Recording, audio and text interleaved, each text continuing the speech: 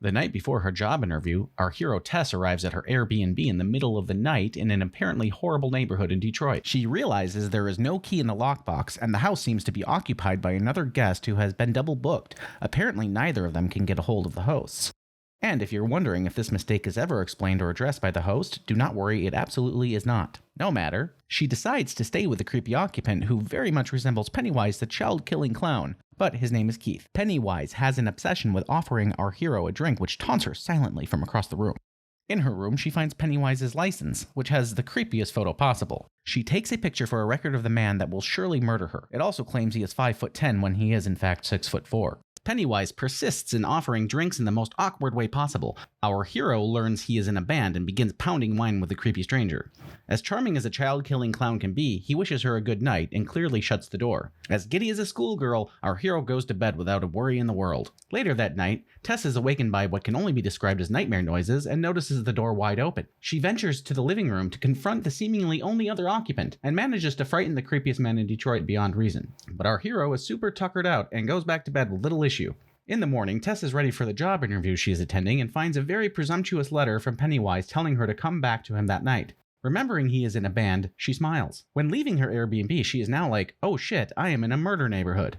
While waiting for her interview to begin, Tess revs her engine while admiring the very creepy photo of the child murderer. After the interview, which apparently went very well, the interviewer is shocked to discover Tess is staying in a crack den. She tells her not to stay in a crack den, but Tess insists it is okay because Pennywise, the child-killing clown, is protecting her. The interviewer more than likely decides to continue the process to find not murdered interviewees. Upon returning to her Airbnb/crack den, she is terrorized and chased inside by a vagabond that thinks screaming, "Little girl, get out of that house," is a suitable warning. She calls the police, but they simply do not care. After having the shit scared out of her, she finds the toilet paper in the basement on the cleanest washing machine in the murder neighborhood. After retrieving it, she realizes there is a magic door that closes and locks on its own.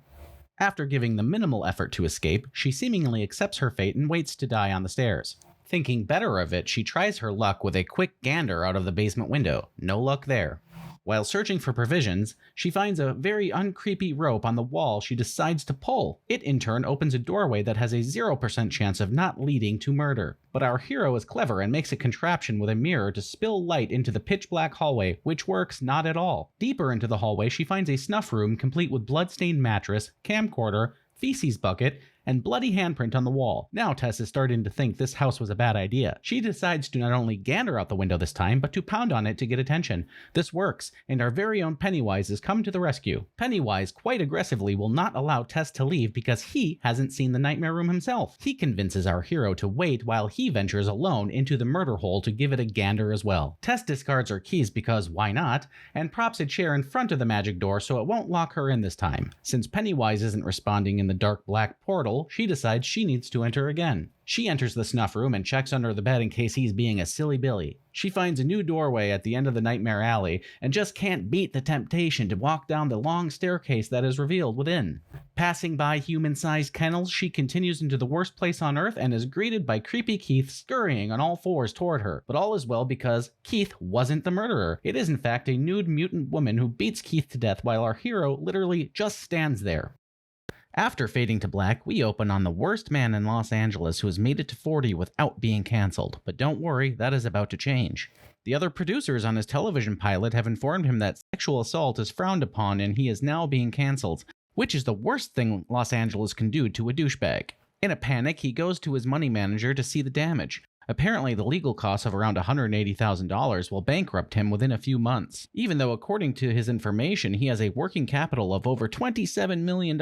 Apparently, numbers aren't the number guy's strong suit. His money manager tells him to sell his home, but he decides to sell his crack den in the abandoned neighborhood in Detroit he invested in, most likely during the time he was addicted to blunt force trauma. He flies to Detroit, his hometown. He arrives at his investment home in the murder neighborhood of Detroit and notices the things our hero and Pennywise left behind. He calls the management team that handles Airbnb, and just like the cops in this town, they simply don't care. So he makes a phone call to his parents, and now you know he's a real jerk because he doesn't even tell them he is in town, but agrees to meet an old friend for some Detroit brewskis, and then pretty much admits to being a rapey douchebag.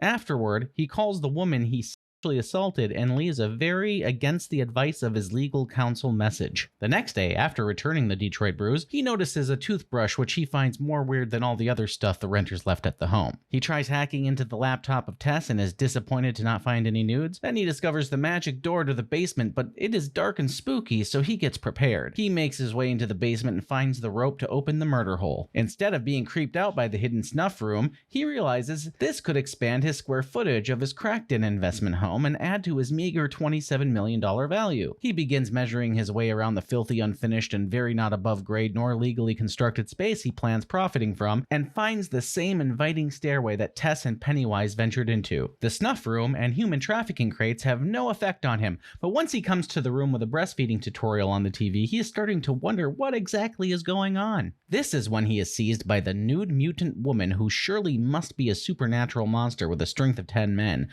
But don't worry, her abilities are never explained. The LA douchebag is thrown in a cage with our hero Tess. Suddenly we are thrust back in time when the neighborhood was not infested with vagabonds and mutant women. We see a man who clearly was the previous owner of the home, and he is shopping for baby supplies. We see this man posing as a gas company employee as part of his ploy to kidnap women. This is implying that he plans to kidnap and impregnate women and raise the babies in his home. Back to the present, and the mutant woman is trying to force Mr. Douche to drink a mystery liquid from a baby bottle. He refuses, but Tess gobbles that shit right up. When the douche refuses to drink again, she lifts him like a rag doll and drags him to the breastfeeding room to do the only truly scary thing that happens in this entire movie. I think it is obvious what one does in this room. Tess takes this opportunity to smash her way out of the window and scurry out. It turns out the vagabond was actually just trying to help her. He drags her to safety as the mutant woman just barely misses her ankles. The vagabond tells her that the lady is a monster who apparently murders unchecked in Detroit. He also implies there is someone else in the home as well. Back to our douchey hero, he has stumbled upon a disgusting room with a weathered and weakened elderly man who is clearly the man from the flashback, and also the father/lover of our mutant monster. He discovers all of his tapes and is disgusted by him. He tells the man he is going to the police. Not wanting to lose his lavish chud lifestyle, he kills himself rather than the LA douche. Back to our hero Tess, and we see her trying to convince the police she was abducted in the only occupied house in the abandoned murder neighborhood. Again, they simply don't care. Tess decides to save the douche herself and lures the mutant outdoors, where she rams her with her car. Again, more superhuman strength is displayed by the mutant as she shatters the windshield with her fist, then apparently dies. Back to Mr. Douche, he snatches the gun from the loving deceased chud father. There is absolutely no way this can go wrong. Oh shit, I was wrong. He lifts Tess up and helps her out of the house. He is walking her down the street when they come upon the vagabond. The vagabond explains this lady is super unsafe and is the product of multiple generations of inbreeding. I suppose that explains her superhuman strength and inability to be killed. But he explains they are safe in his hobo pit just before he is literally ripped apart by the monster woman. Tess and Mr. Douche run to the top of a water tower, where the douchebag comes up with a plan to use Tess as bait. He himself finds the nearly superhuman strength to lift Tess off the floor and throw her clean off the tower. Our monster hero does not like the look of that and defies the laws of physics by jumping after her, yet somehow ending up under Tess on the ground, this time deader than she was before. Mr. Douche rushes to Tess and explains he had absolutely no choice but to bumchuck Tess off the tower. But oh my, the mutant is still not dead and she rips the douche's skull in half. The mutant woman tries to comfort Tess, but realizes she is in too much pain to lift her. Tess grabs the gun and shoots the woman in the face, and now she is much